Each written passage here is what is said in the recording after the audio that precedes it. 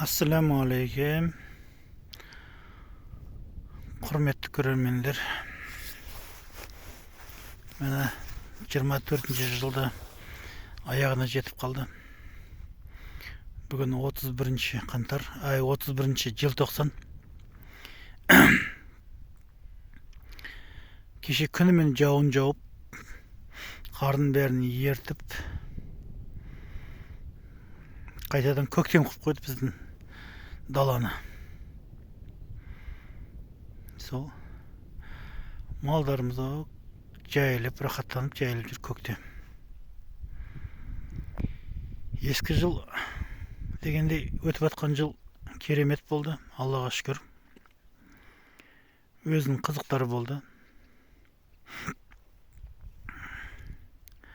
Құда қаласа мына келе жатқан жылымыз бәріңе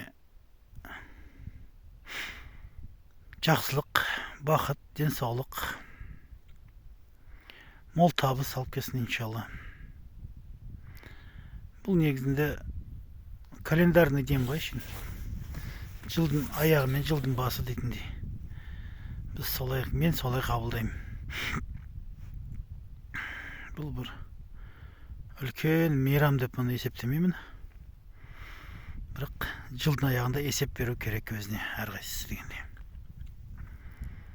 Жылымыз, Аллаға шүкір, нәтиже жақсы.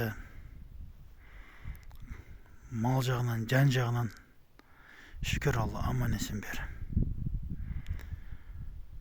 Еліміз тыныш, басымыз аман, аспанымыз ашық болсын иншалла. Баршаңызға тілеуім де сол. Мінекей біздің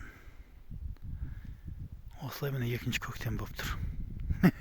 Көктем ерте шығып кеткендей болып тұр ғой, ауа райы.